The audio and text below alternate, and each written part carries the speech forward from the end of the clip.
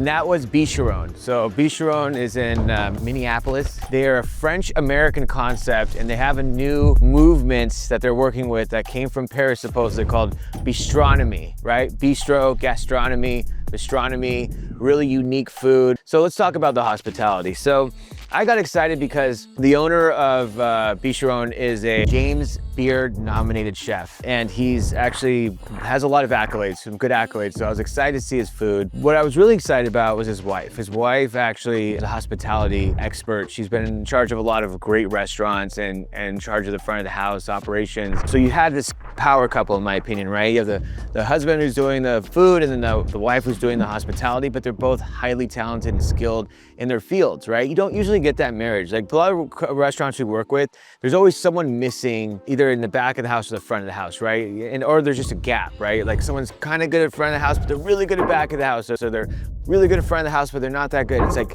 having two like firepower people that are both owners is pretty exciting, my experience, right? First of all,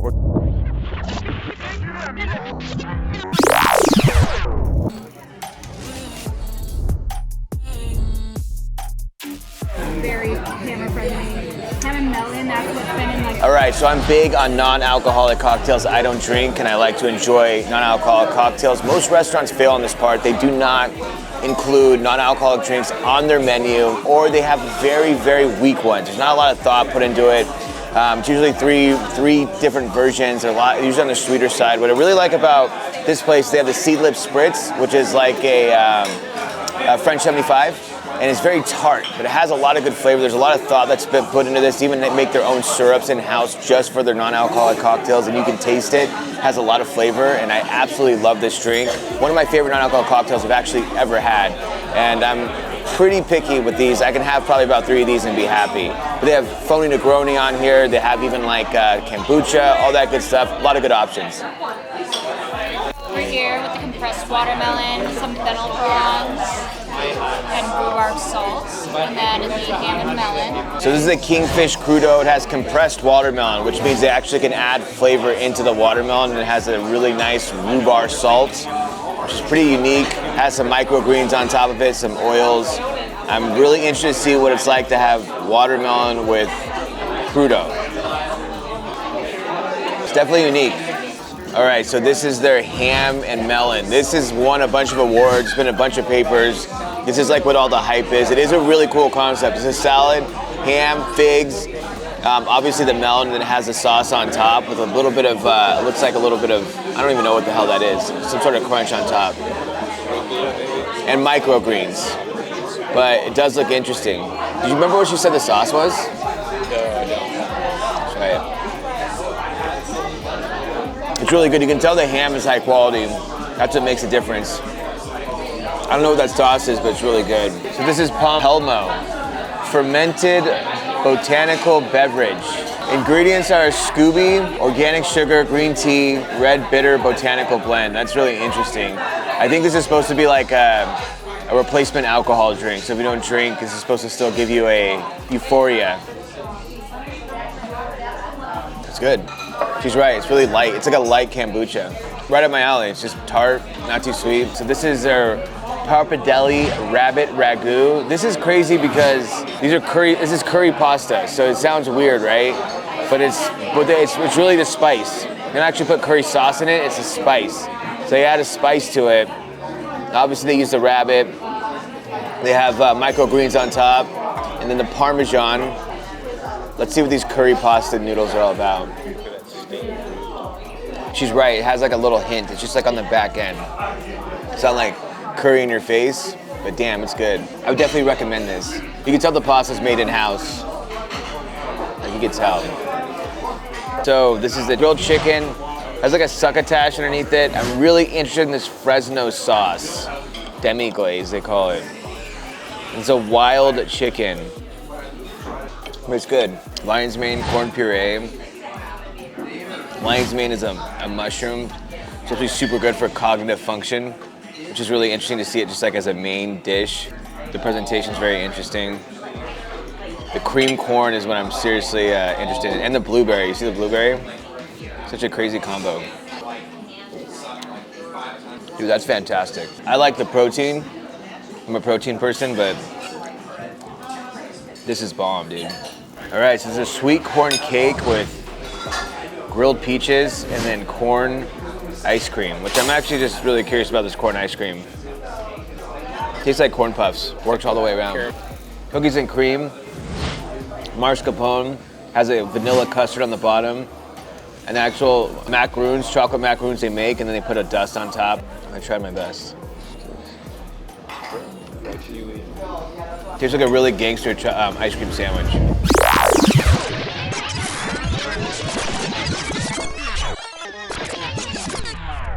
My experience, right? First of all, we're coming here on a Tuesday night and they're packed. I think they might have been booked out. Luckily, they gave us a table at the end of the night. We came at the very end of the night. There's a couple of things that I was missing in there. A couple of things I thought I was a little bit bummed out about, right? So first of all, right when we walk in the door, there's two servers that are coming out, right? One server walks out and there's two servers inside running food to the patio. I open the door, they're standing there and they do give me, guests right away, but they're no eye contact. Right? Not a word is said to us. Oh, hey, welcome. Come on in, right? I could have done it where the host stand is, right? Like, we didn't know where the host stand is. We're confused about that. So that kind of was a disappointment, right? Right off the bat. Okay, so we go to check our reservation. Our reservation's for the wrong day. My fault, right? Host was super cool about it, really accommodating. Said, listen, I'll squeeze you in. Got us a table, which is really cool. So, for the host experience, I would say it's fine. It was fine. Again, nothing elevated, nothing too exciting. I felt valued, yes. When I walked in, the people around me really turned transactional, right? And that's a problem too. It's like, when you leave the table, are you still giving the experience? That's the big difference, right? Or if I'm a server and I leave my table,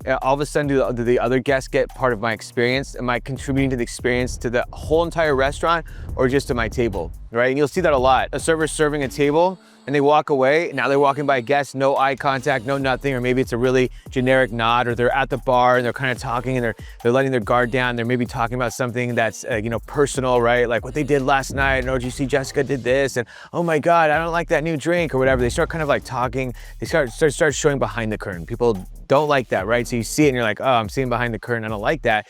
I'm always on stage, right? That's what real true experience is. Everyone's always on stage and presenting, right? So that's what it felt like. It felt like as soon as they pulled away, we pulled back the curtain and showed me what's really going on. Because as soon as I walk in, there's two servers back to back, both holding plates. They're both like this.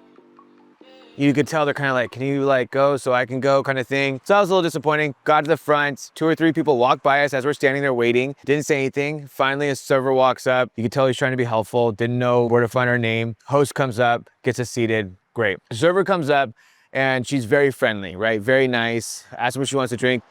My only caveat to that is it did take a long time to get greeted. I'd say it was about an 8-minute greet, which to me, a greet should be about 2 minutes, right? That's industry standard, but 2 to 5 minutes, right? I was a little disappointed that there wasn't a little more excite through education, right? Get me excited by educating me about this experience. Now, see, this is kind of like a downfall of a restaurant that's super, super, super popular, which this restaurant is right now. They just won Best Restaurant in Minneapolis. They're doing really well. One of the big downfalls of that, I know this because I've been in those restaurants. I've actually worked in those restaurants. I've been a server in those restaurants. Not the best server, right? Great server, but not the best. It was these exact models that we were following. It was these exact issues that we were having. Is that you have so much success that you start getting blinders, right? It stops becoming about like, how do we make sure that every guest comes back? How do we make sure that every guest feels valued? How do we make sure we give guests the best freaking experience possible? Not only the best food, but the best experience. And it becomes more about like, do you know where you're at, right? Do you know how lucky you're here? You know how great this place is? Start having a perception change. I talk about this all the time with owners and servers and bartenders who work at very successful restaurants, is that you gotta be careful because your day-to-day grind will misalign you.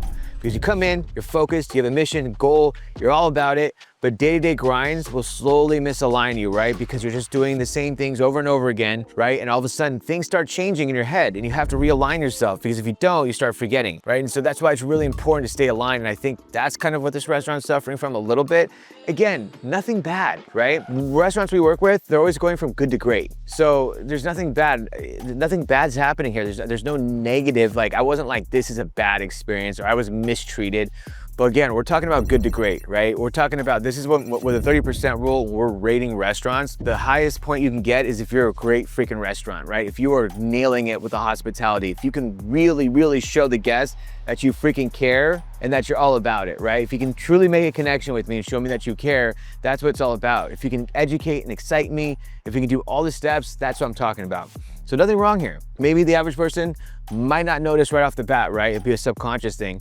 But anyway, so we got sat, 8-minute greet. Didn't get us excited about the menu, right? Doesn't talk about the menu. Hey, where's this from?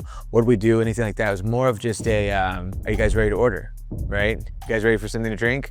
Very friendly, very nice. Didn't educate us about the cocktail menu. I'm like, I don't drink. Do you have a non-alcoholic drink? She did a great job recommending a drink. Got me the drink, I loved it. Drinks came out a little bit on the slower side, 5 to 7 minutes. A little bit on the slower side, but drinks were good.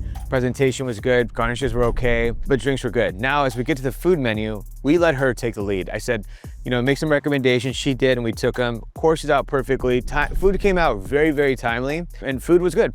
We had a melon and ham salad. Food was good, all that stuff. Recommended appetizers, cleared the table phenomenally, stayed on top of refills phenomenally, made sure she crumbed the table, did a great job with that, brought out drinks. Every time we asked her for something, she was beyond pleasant. We left with a great conversation. Again, flaws are high level, right? These are high level things that we're talking about, just taking it up to the next level of making an experience versus a really good service, right? Because what she gave us was really good service. She was friendly, she answered questions, she was timely. So that was great service. Hospitality, it was there. I wouldn't say it was like, I don't think it was a lack of care on her part. I think it's a lack of training on the restaurant's part, the ownership's part. And that's why I was a little disappointed because, like I said, this was like a power couple and the food was really good. And again, the hospitality wasn't bad, but I just wanted that extra like, you know? And I was excited because when I read about this restaurant, learned about it, I thought, man, these two together, like, you know, these power couples, it must be a 1-2 punch for sure when I go in there. And right when I walk in the door and both servers down, didn't say a word, hi, how are you? Nothing. I knew. I was like, it's gonna be good, it's just not gonna be great. And that's what it was. And again, I think the server she did a good job. It's just lack of training, right? If you're not training it, you're not motivating it, it's not gonna exist in your culture, right? I'm sure everyone there is nice. I'm sure everyone there is pleasant. Obviously they're busy, they're not scaring people away, but I was looking for that and I just didn't get it. So anyway, rating wise, I give it a solid 8 out of 10. The food's great, the ambiance is great, but it's not greatness, right? If this were to be 10 years from now, is this restaurant still be packed wall to wall? I don't know, right? Because I don't know if they're doing what it takes to make sure they keep the people that they have at long term. I don't know if the food has that longevity, totally could, who knows?